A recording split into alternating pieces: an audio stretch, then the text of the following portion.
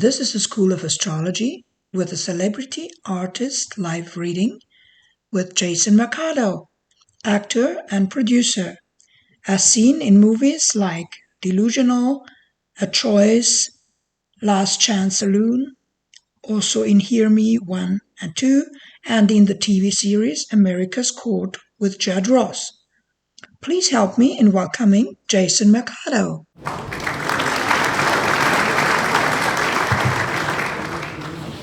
So welcome to the reading. Thank you, Joan, for having me. So excited to share Great. with you and the world. We'll see. Let's see, yeah. What would you like to do? Are there specific questions? I'll let you the expert, so I'm gonna let you take charge. Pretty much, Okay. Career, love, Okay. you name it. Okay. Yeah. I'm open. Okay. So I'll take you on a tour, a little tour. Okay. Okay. So typically what you do first is you look at the birth chart so that later on when you go into forecasting, you know the basis of the personality, like what you're starting from, so to speak. So you have the how you are, which we see typically on the rising. So if you're not familiar with astrology, are you? A little bit. A bit. Okay. I read a little about my racing planets, and that's how people perceive me. And the more I learn, the more I read into it, the more I hear it. It's I'm pretty good with math, so it's so precise, I think, and correct. And yeah, it's rather mathematical and less inspirational. I mean, it is inspirational, but you can't like go into it and just sense. You have to do the math as well, because the just sensing does one thing that is actually detrimental to a good interpretation, which is it will lead you astray where the people that you're analyzing have difficulty analyzing themselves. So mysterious people cannot be analyzed with just inspiration because you fall into the same trap that they represent.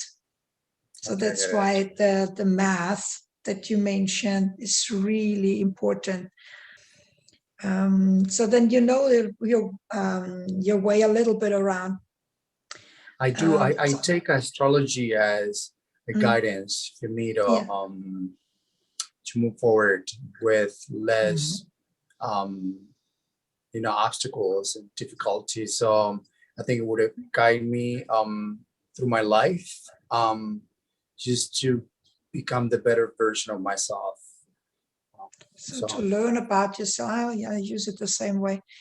Can learn about yourself and about the time quality, as we call it in astrology. Like you have a time quality at the moment when you're born, and then all the moments after are also a specific time quality, like now or in 10 days or in 2 hours. Like every moment has a specific quality, as we call it, and to know about the qualities can help a great deal. Like you won't go for an audition on certain days. Like I don't do trainings on certain days because I know it's not going to go well. And if I choose between dates for like placing an offer with astrology, you know which date you pick if you have an appointment or something like that. So that's great help, I think. Yeah. Also to learn about other people, like what do they prefer, what do they dislike, for instance. So, yeah. It makes sense. Yeah. Yeah. So then we start with the rising, and you have a Gemini rising. That's how you are. So you're a person of expression. Let me check. Is this the right thing? Yeah, it's the right thing. Do you recognize your chart? Yeah. I hope so. Yes. That line is a little crooked. It's mine. Okay. Yeah, that crooked thing, it's mine.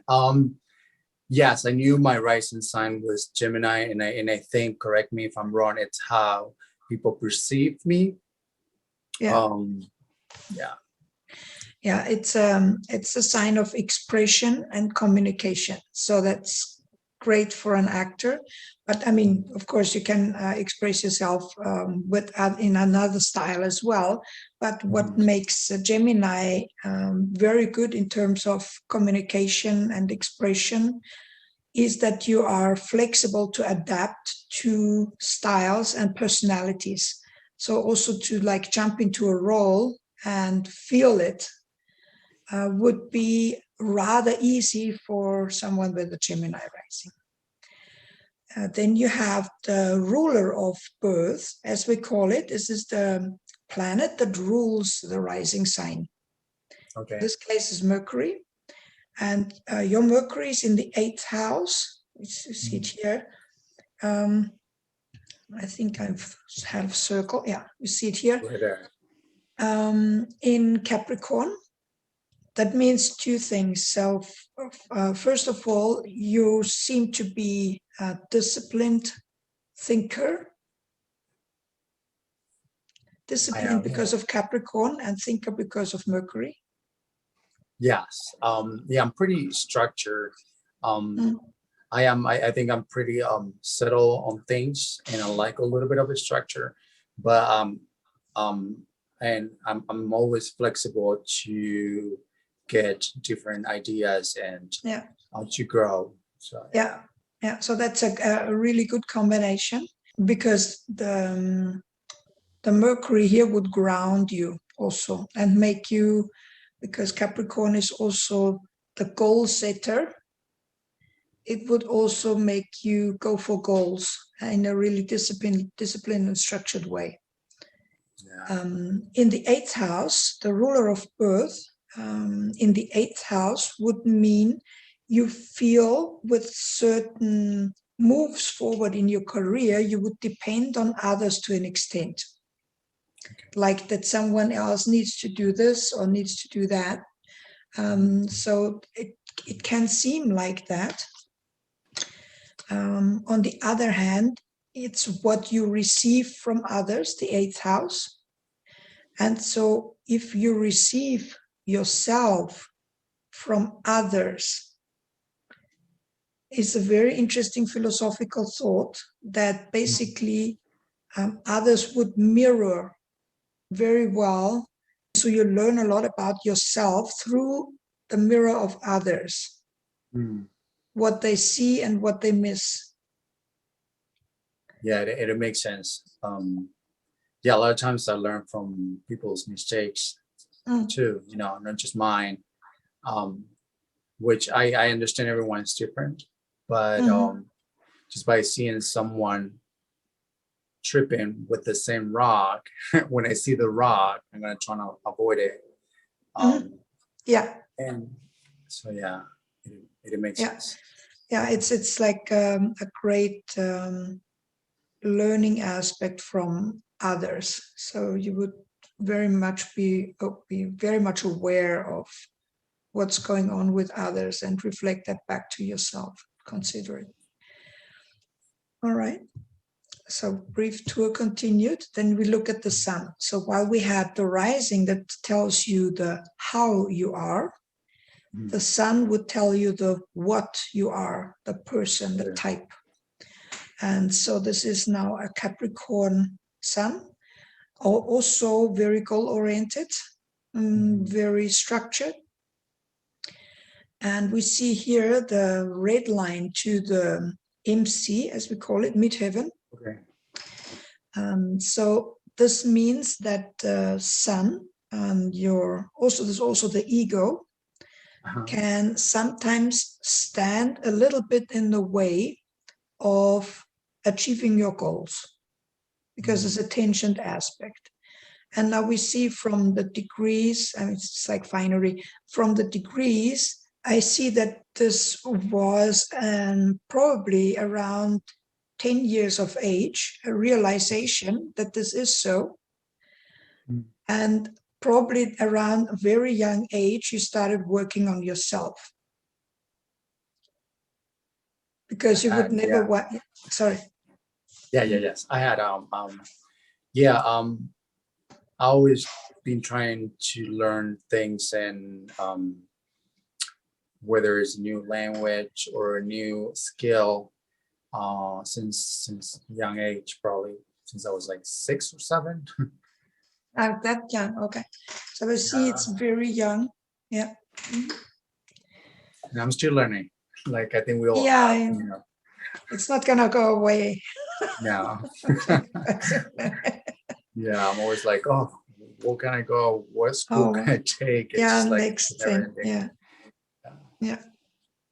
And the other thing is that the sun also rules the third house, which is language and communication.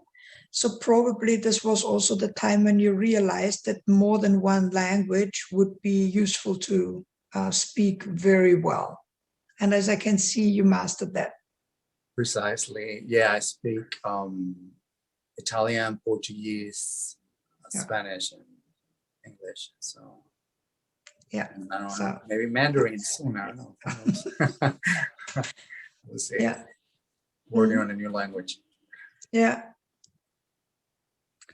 Then what else do we see? Then the next thing that you look at in a chart is the moon. So your moon is in Pisces, Okay. which is typically a very sensitive personality, that someone who feels very well how others feel,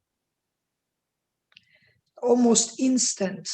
So like someone's mood changes and you instantly realize that. It could be also a talent of remote sensing, so that you know how people feel who are not even present in where you are. You just know. It's kind of like sometimes it's kind of crazy because I could sense people's vibe when I walk into a room, and sometimes I'm a little affected by it. But yeah, I think I've learned to control that. But I could sense with, even if it's someone that I love, and they're not close to me, I could sense when something it's going on with them. Yeah. So very empathic, I think it is, or intuitive. Yeah. Well, yeah, the Pisces moon would give you that type of kind of internal knowledge, and like would deliver information. I mean, I think it's a gift, but it could be a curse at the same time. Yes. Yeah. Sometimes you're like, you're fine. I was like, I was great like 2 minutes ago. Why am I feeling so like weird? And then I realized someone else, I'm projecting also. Yeah. How they feeling into me, but I'm working on it. Yeah. Well, I think this is a matter of training. I realized that even if I walk into a house and suddenly I don't feel well at all, and then I realize it's in the building, it's the people living here. And I think that just by knowing that it is so, it's already helpful to know that that's just an information. It's not about me. I just sense it, and it's given to me as an bit of information. And you have this great Sun and Mercury in Capricorn, which is a great protector because it makes you very structured. So you would realize you have like a pain or like a strange feeling, and you know, okay, that's not mine. It's someone else's thing. Yeah. And it could also be a great warning, like if you feel if others are not well, and so you would call. And so like it's like an external thing that comes into you. How do you deal with it? I mean, once you realize that it's not yours and it's someone else. I mean, since it happens to you often. I've used it to help people as a shaman. Okay. I try to like you do it. I try to discipline myself with just knowing what is the problem. Like my father had like kidney pain. No, Mm. He had a pain in the back. So he had a pain in the back. And I went with the hands on his back and said, it's the kidneys. And he said, how do you know? I said, because my kidneys are now in pain. I felt the pain, right? Like I could sense it in my body, what he didn't sense. And he went into the hospital and they had to do a kidney operation because this was the kidneys. And so this was very early on. And then I realized I have to discipline myself, because if I put my hands on somewhere or if I sense it and I have a pain, it can be an information. It's actually, there's nothing wrong with my body. And I just the sheer knowledge that it's not mine, that I walk into a house and if the people had a fight there before, I would feel know. that energy still. Yeah. And it's just like, it's meant as an information, because I feel a lot. I feel it in the physical structure. Sometimes I hear it. Sometimes I see a word like on a plate. Yeah. So if you feel bad, it can be from somewhere else. And you go ask, where's it come from? Who's sending this? And then you will know anyway. Yeah, I've noticed, I've read on a book also that sometimes we ask answers to the universe of God. And, sometimes you could be staring at a sign and there's a word or something, or someone comes and tells you something specific. And we don't we usually ignore that, but we need to start like pausing a little and paying attention about these answers, like you said. But the universe answers like that as well. But what you can do is, with this type of mind very well, is, if you heard about the law of attraction.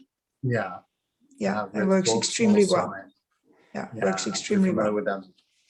I have a question, since we tapping on this subject, and like you and I'm sure like a lot of people want to see this.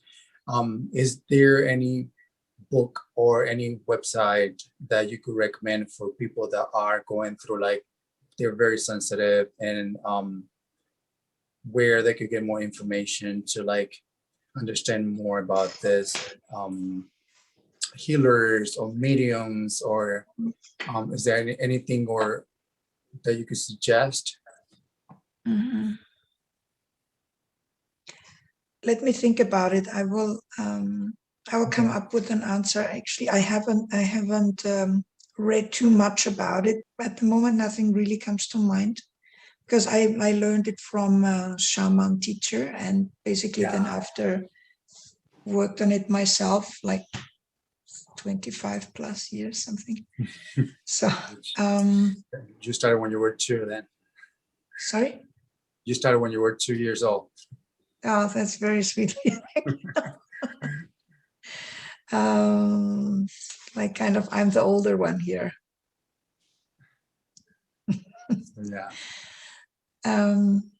But let me come back to you on this. Okay. And I'll also put it in the description of the video if something comes to mind. Sounds good. Yeah, because I'm sure a lot of people are like curious to know where can they get more info. Yeah, definitely. They're going through, because like, I mean, I have learned to control that also by reading and by understanding myself. But I know a lot of people are very connected and very sensitive, and they don't know how to get a little guidance. And also their astrology part. And also to protect themselves when they are too open. And sometimes they fall into the hands or people that are not good, up to no good, and they just want to get their money and do whatever, cleaning and bath, which some of them are good, but some of them are not accurate. So one thing, I spoke to this guy that we started to be a monk, that when you feel that energy that's not yours, you're going to ask yourself, it's this energy coming from myself or someone else? And he says 95% of the time comes from an external, comes from someone else. So when that happened, you pause and you're like, okay, now I return the energy to the center. Yeah. So it's kind of like you get in it, and I'm like, I know that it's here, but I'm gonna return it back to you. So sometimes I'm like, I'm returning all the time to feel better. I'm like a tennis player, you know, returning bad energy. Yeah, that helped me, and hopefully that could help someone else. Yeah, that's definitely also very helpful. Yeah, good one. So we had a couple of advice for similar sensors. Yeah, a lot of people are going through this, and they have to deal with it, or I feel like sometimes they're tagged to their past, or they're too worried for the future, and I think it's something that we cannot control. We only can control how we feel right now, and not even, because I don't feel the same 2 seconds ago. So we always in a different state of mind, and a different so I feel like if we let other things affect us too much, then we're never gonna be happy. So I'm always like, I know that someone I love, who I just met, I'm not feeling well, but I try not to hold on to that, because if not, we're both gonna get sick. So if I don't let it go, I won't be able to help you. So we're like a channel. We channel that into like an outlet to the earth or somewhere. What I found extremely useful is one realization in this context, that basically how you feel is a decision that you make. Sure do, yeah. So you can send that back, you can drop it. So it's basically, it's really a decision, and a decision also not to be affected by negativity of others. So it's also very interesting, because it works. You make a decision. And so you can also very consciously work with this talent. It's something that you need to train also, like every other talent, actually, that you're given. Talent is probably a couple of percent of success, and the rest is training in every discipline, actually, be it now in acting, or here, like now I have this interest for astrology. I studied it, and then like about 13,000 charts later, you reasonably know what you're doing. And so that's that the training matters, because I can be a lot like a great talent. I won't get far. And it's the same here, actually. It's a gift, and it can be shaped. So many sensitive people feel in the beginning that they are something like a victim of others, and of like powerful feelings that others may produce. But also here, it's a matter of training, and it can be trained. It's a matter of discipline, like with every other field. So there is hope. There's hope. Everyone. I think so. And it's not going to end. So maybe it won't get finished in this life. I think it's normal to feel sad and mad sometimes. But I read once, you got to acknowledge that, and then just let it go. You can be chasing anything, just like, I was like, okay, I'm mad. Why am I mad? Okay, that's it. Just let it go. You can be like, I've noticed like some people like live with it, and every time they remember, they relive this. So it does something to you, So if something happened to you like 10 years ago, 5 years ago, 2 months ago, why you're gonna be reliving this every time you talk, or you remember, or you share that story again? I feel like people relive things all the time, and it's not good for them or the others. We have to learn, I think, and including myself, just to let go, Yeah. I mean, your Mercury in the 8th house is also about letting go. The 8th house is not just what we receive from others, and what like also how we depend on others, but also what we let go. The 2nd house here is what we have. And the 8th house is also what we let go. Let go and receive from others. Yes. Trying. Interesting. Very interesting. Very philosophical chart you have here. Yeah. Sure. I mean, I keep reading things and I was like, trying to enrich myself with different philosophers and different people and different theories. So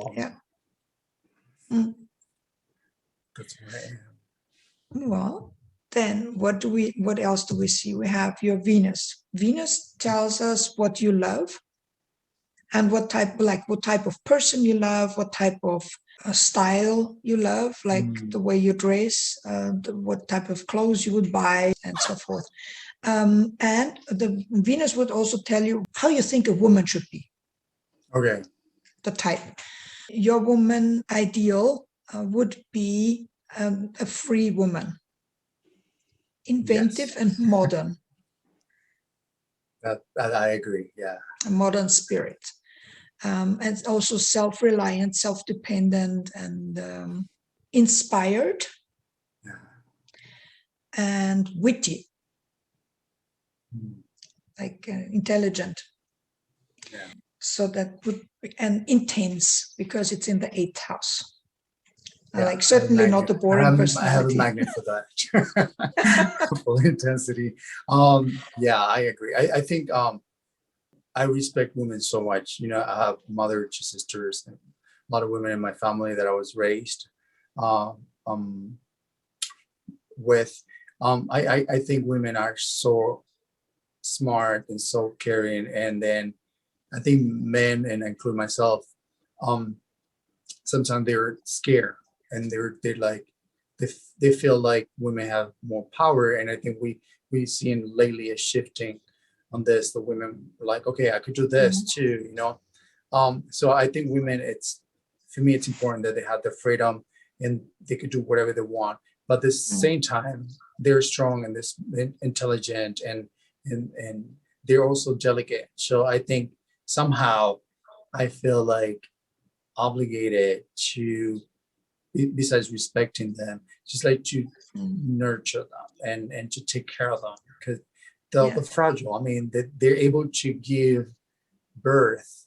I like women like to be independent, but at the same time, it's like a flowers. So if we don't protect them and water them and make sure, you know, like a little seed, it's not gonna bloom. It's not gonna bring other flowers, and you know, it's just like we need to take care of them, you know, because as strong they may look, as beautiful they look, I think if you don't protect them, then there's no more flowers and there's no more life. Very true. And in a way, I feel that this is basically the attitude that society should and might go to, and like a direction that the genders nurture each other, or people nurture each other, because the same is true for men, right? Yeah. I think it's more than men and women with more care and respect, energies, and then we should like complement each other and take care of each other as human beings, not just lady and guy. Also sometimes with the complementary talents, like the one does this, the other one does that best, and so add it up to make a whole. It's very beautiful. Very contemporary in that way. True. What else do we see here? Your midheaven will show the type of career that you would go for, and that's a very dynamic, goal-oriented career that has to do with decision making and energy, and also power, like a lot of energy, and giving energy, bringing energy, generating energy. It's not about getting power from others, it's about making it, creating energy. Yeah, it's creating energy. The Aries sign that you have up there is also a pioneer. You would do things for the first time that no one else has done before. You'd start things. So that's very interesting to have as a midheaven career sign. Then you look at the ruling planet. One is Mars and the other one is Pluto. So Mars is here in Sagittarius in the 7th house. This would mean that your career will be accompanied by someone else. Possibly you work with someone relatively often, or a lot together. It could be an agent, could be a colleague, something like that. This could be a partner in the sense of a marriage, like in that sense, partner, and it could be a business partner as well. So it could be both. It could also be that you work with your partner or that the partner has the same profession. Could be, because it's in the 7th house, and the 7th house is for partners. Got it, yeah. Yeah, but it could also be that there is someone that you work a lot with together on the same projects. So no, it's showing on my chart. But yeah, I do picking on what you just said about making power. I do like to collaborate, and I think there's nothing like teamwork. And then you see it on set, on films, like it, we need everyone on set to make this art, which is film. Yeah, and I think it happens on anything. It's nothing like teamwork, and it's nothing like bringing all that energy together to make something beautiful and powerful. Yeah, so you create energy and that you get together with others. Yeah, it's beautiful. And what you see here as well, also with Pluto as a second ruler of the midheaven sign in the 4th house, means you can work a lot at home, like rehearse at home, train at home. You don't need an office that you need to go to. So you can do a lot of things from home also, which would also be typical for your profession. Sure it is. Yeah. Nowadays, especially nowadays, what's going on, we have most everyone that I know has turned their houses into studios, because we have to self-tape ourselves all the time. One of my closets has turned into recording booth for our voiceovers. So our voiceover studio. Yeah, it's amazing. So home it's my new workplace. In a way, even more so than it used to be. Then this is the 2 planets. Then what we also look at, just a second, I'll go back quick a bit. Your work is different from the career. The career is seen on the 10th house, and on the 6th house, we see the work that you do. Okay. That can be different, because you can have like goals and a career in the one way, but it might not pay well. And in the 6th house, we see what pays well, and if that fits together. And now the ruling sign of the 6th house is Scorpio. Okay. And Scorpio is ruled by the very same planets, Mars and Pluto. Okay. Good for you. So it's the same thing, and it works well together. So your profession and career also earns you the money. Okay, so the both lined up. Yeah, that's good. Sometimes you get people who like studied one thing and then they have to do something else, and can only do what they're really good at on the side. So that would be a pity. And in your case, it's meant to be one thing. Good. Yes, good. And now you said, okay, what is like an outlook for the future in profession? So now we have here, it's called the secondary progression. Secondary progression is a chart that just gives us the big themes of life and not the nitty-gritty details of everyday life. So we use the secondary progression to look at major themes. And so here we have two to three major themes.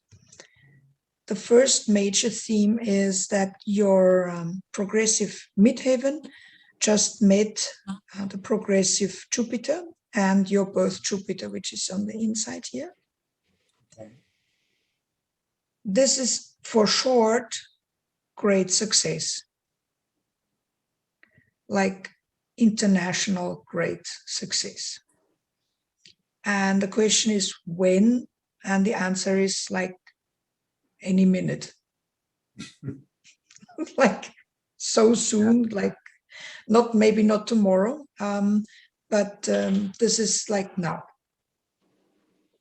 That's awesome. Yeah, really, yeah, that's really big. And the charts of international great success, be it in companies or people, have this condition. That's like X large success. It's really great. So awesome. Congratulations, and let me know when it's I'm gonna take you on tour with me. yeah, okay, coming. Then you have here something very beautiful, because I said now business and love. And here you have your own Venus meet with the progressive sun. Like the sun will shine on your love. Okay. The question is when. The answer is like any minute. Okay. It's like now. It's in the same degree. It's like minutes apart, 1907, 1913. It's like now. Wow. I think you're going to have a lucky year here. You started very lucky, you know. I'm talking to you, right? So well, I'm just a messenger, you know. I'm just a messenger. And yeah, then I feel like, I mean, besides what everyone's going through pandemic, and but I feel very blessed, and this have taught me like a lot of lessons and things I'm falling like dominoes, you know, like so a lot of things are coming up, so I can't say much, but yeah, good things. Yeah, great. It's going to turn out extremely well. I'm excited. And the next thing is that you have the progressive Venus sitting on your midheaven, where the midheaven is your career, and so you will be adored. Oh, yeah, this is like so beautiful. So when I opened up this thing, I thought like we don't need a script. It's anyway so gorgeous. oh, thank you. Happiness, pure happiness. Yeah, it's very, very. It's really great. Awesome. Thanks. I'm a very happy person overall. Yeah, I'm very like grateful first of all. Yeah. And I feel blessed. And I think everything happens for a good reason.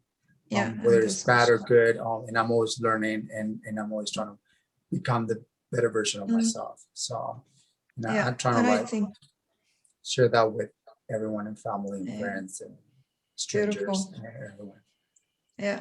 And I think that's what's gonna come back here, because this is about love and support and shining on others, like radiating happiness. And that's gonna come back. Sounds amazing. Yeah, that's going to be really great. Yeah, for my part, I'm through it. Do you have still other questions? Okay. Is there something else you would like to speak about, or still no? I think it's the career. You kind of tapped on everything. Loved. I thought like Venus was more of love, but you said it's also the career, right? Yes, it will impact your career, and because it's now on your midheaven, that means you will be loved. Okay. And since it's in the career place, and it's a public space, the 10th house is also public space. So this will be, on the one hand, it might be a coincidence that you will have a great time in private, being loved, very much so, like here, the sun and the sun. And the career may take off at the same time extremely well. Okay. So Wow. it's a lucky time where like a lot of things work out really well. That's awesome. Is there any month that I should be more concerned coming up, or any particular time that Not in the next 1 or 2 years, I would say, okay. because this is so dominant as a good indicator. I would say nothing much can go wrong there. Now, so maybe days. I mean, there won't be all days in a year always like easy cheesy, but of course not. But this is, the indicators here are so over the top positive that basically there's nothing can go wrong there. That's amazing. Yeah. So basically, whatever you touch will turn to gold. Oh, I'm gonna make rich a lot of people. Yeah. No, it starts just now. It's just like now. It is exact. And it starts now. It's a good time to speak. I mean, for me as an astrologer, and I look at something like that, it's like lucky time. Normally you think, okay, when does it start? And then you scratch around and you find like maybe in 3 months' time, and or in 2 years, still at another 2 years wait, and then it's gonna be a little better. And I look at this and I thought like, oh, it's now.